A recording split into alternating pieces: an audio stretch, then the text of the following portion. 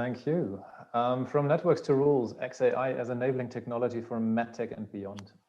So what I will do over the next, by now, 14 minutes, 50 seconds, is motivating some of the things the previous speaker said, taking partially also a slightly different view on them, and then bridging back to the overarching context, medical technology, under which this entire meetup stands.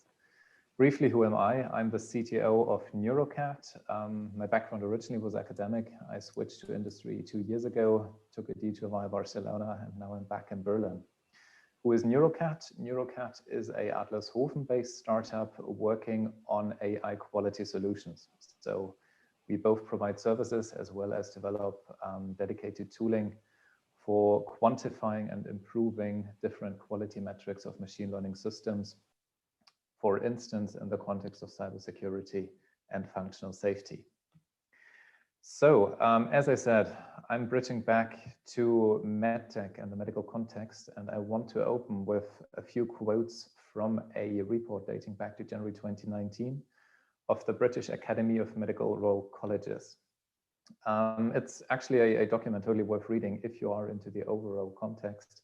But what I want to focus in is a few of the recommendations they make in the report. First of all, and this is more of a general opening statement, politicians and policymakers should avoid thinking that AI is going to solve all the problems the health and care systems across the UK are facing. AI in everyday life is still in its infancy. In health and care, it has hardly started, despite the claims of some high-profile players. Whether the tech analysis is true or not, I don't want to challenge or dispute here.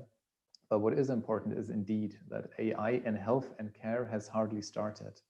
And that also means, like for every new technology entering a new domain or task, there are initial hurdles to be overcome. And these hurdles are also on the side of the people in the system, both patients as well as healthcare professionals.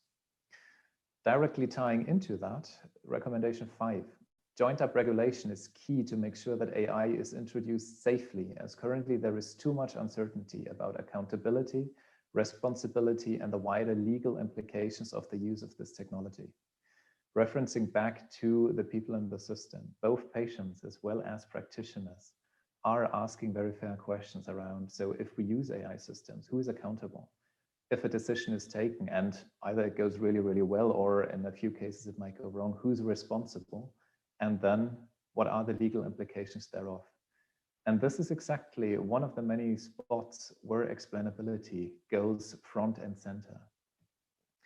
So I've said AI is in its infancy in the medical health space. I stand by that still. A couple of applications over the last few years have gained quite some stage time. Here's just 2 headlines. If you Google for medtech health, artificial intelligence, machine learning, you'll find a plethora of headlines along similar lines. So AI being used for cancer detection, AI being used for clinical decision making, AI being used for the development of new medicine. You name it, you'll find it. Still, and this also now ties partially back into Maudit's talk, do we actually understand how these AI systems work? In many cases, these AI systems indeed, as Maudit's also described, feature by now massive machine learning pipelines. This can be state-of-the-art deep neural networks. This can be some of the precursor methods, but the question remains the same. If we have a look only at input and output and at the stats happening in between, do we really know what happens there in the same way we like to talk about it if a human would be performing the same task or would make the same decision? Oldie but goldie cartoon. I love it and I use it wherever I can. The point of this slide in a way is we do not really know. So we are widely impressed by what some of these systems are capable of doing, be they deep learning, be they other formalisms. But to many people, what's happening there still looks a bit like a miracle. And tying it all together, that is not acceptable. So I don't mean it's not acceptable that it looks like a miracle. I mean, it probably is not acceptable that we do not really know, or that we only scratch the surface of understanding what the systems are doing. So summarizing the part this far, As I said, machine learning in health is in its infancy, but it is being deployed and the number of deployments is increasing. Tying back to, among others, Moritz's talk, many of these methods are still doing very poorly on explainability. With explainability, leaving much of philosophy aside, what I mean here is it's often not clear why a particular decision outcome has been reached, how a different outcome could be reached, what are the governing rules of the entire system. And this lack of clarity also affects different parties, be it the system designer, be it the users, the patients, the doctors. Also, when I say the different stakeholders or parties, there are different questions which precisely system designers, users, regulators ask. So there might even be different notions of explainability which are relevant, especially then in a domain like healthcare, where it's literally about life and death decisions, or at least decisions which impact someone's life quality forever after. If we have a bit of a look back in time, it turns out that we aren't the first people wondering about explainability. Actually, far from that. There's rich literature in the 80s looking into expert systems. Back then, fewer connectionist methods, much more symbol pushing, but people already thought about, so what is explainability? And also in the very early day of machine learning, late 80s, early 90s, there are people very dedicatedly looking into that, among them Mickey. Mickey came up with 3 notions of machine learning. The first and most widespread one, which Mickey calls weak machine learning, refers to a system that generates an updated basis building on sample data and improving its performance on subsequent data. So this basically is classical machine learning. I train it, input-output data, I have a look at what went wrong, I train it to minimize the number of counterexamples. Mickey then continues.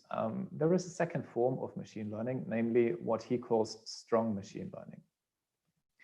Strong machine learning is weak machine learning, plus the system has the ability to communicate internal updates in explicit symbolic form. So besides training, the system somehow writes out in some symbolic form, so numbers, text, what have you, what updates it's actually internally running. If you now have a look at what's currently in use, the number of systems which provide you with some sort of traceable update is already much lower. And then Mickey continues, there's ultra strong machine learning, namely strong machine learning, plus the communication of these updates is operationally effective. That is, the user is required to understand the updates and consequences to be drawn from them.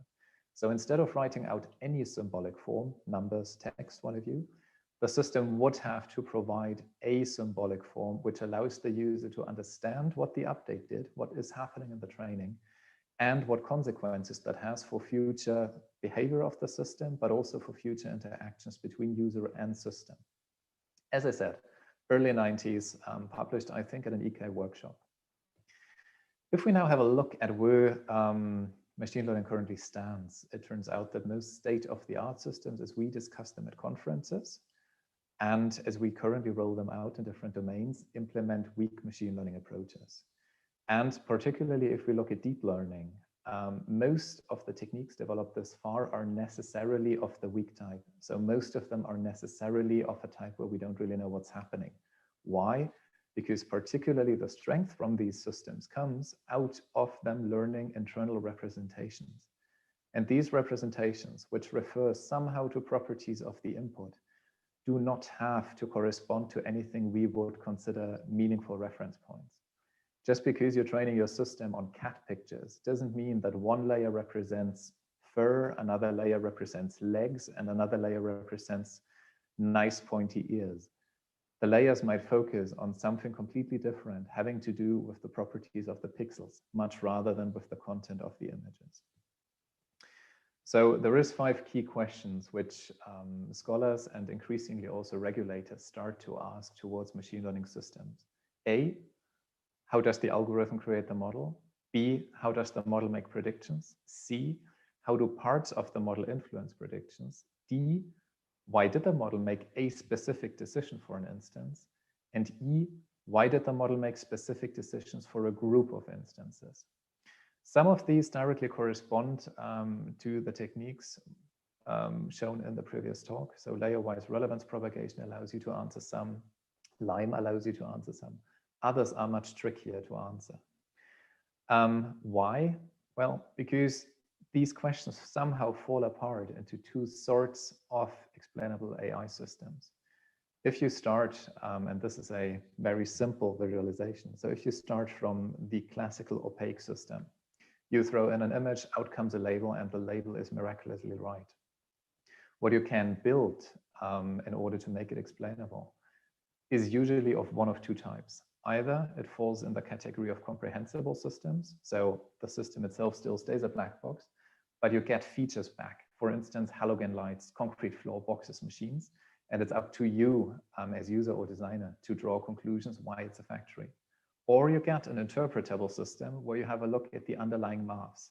Still, these maths might be really complex and you have to be an expert to interpret it. There's an analogy you can make why both of these types of systems form part of explainability.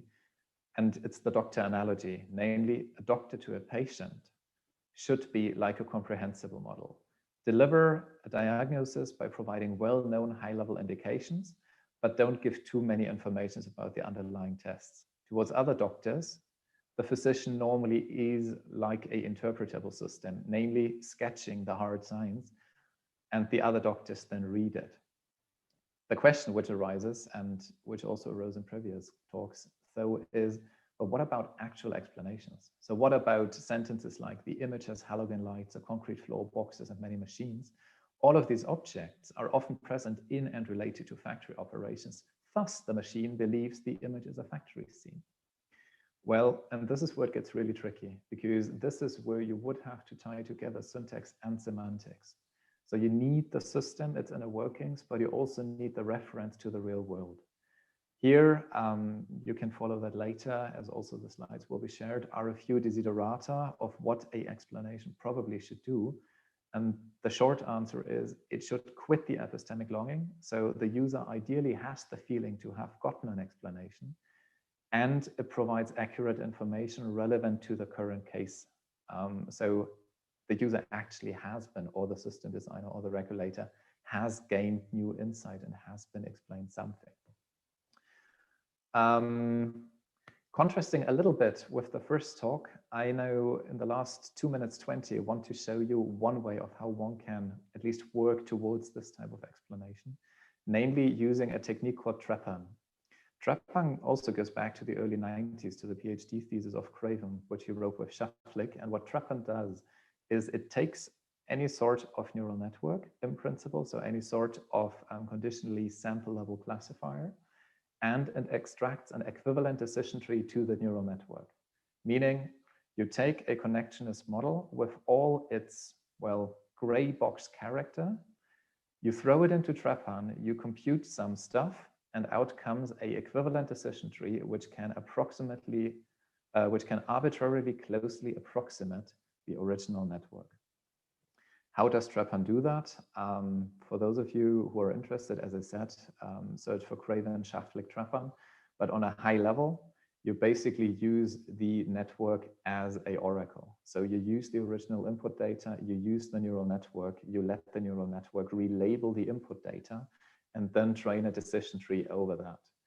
Decision trees are universal function approximators exactly like neural networks. So the more data you get, the more closely your decision tree resembles the true statistics of the network. The only limitations you have is computer memory. Still, you remain with one problem. So what happens is that the decision tree you get in return features all the original input values, but still might be really hard to grasp because it could be huge. Some of the input values might be not really informative for a human user. What you then can do, though, because we are now talking about a tree structure, you can use ontologies, so coded domain knowledge, and reformulate the tree. So you can have a look at what is at my decision points, how do these things relate to each other, and label them with meaningful knowledge for the respective context of use. If you're interested in that, Roberto Confalonieri and colleagues published a paper on that in this year's ECHI. Just look for it. It's also available online. So, quick advertisement plug before I come to my last slide. If you're interested in either what Neurocat does or to learn more about the approaches to explainability we run, well, we're developing a toolbox called 8Kit. Shoot us an email, reach out to us, visit us in Adlershof. More than happy to talk to you about the explainability function it offers, but also about robustness and performance and functionality tracking. And final quote from the report, we've got a real opportunity with AI-based tech to gain time and efficiencies, but it has to be implemented in a safe and trusted way. We need to bring everyone with us on this journey of transformation. And I believe, as do, I think, all the speakers and many other people in the field, explainability will help us a lot to achieve that goal. Thank you, and back to the moderators.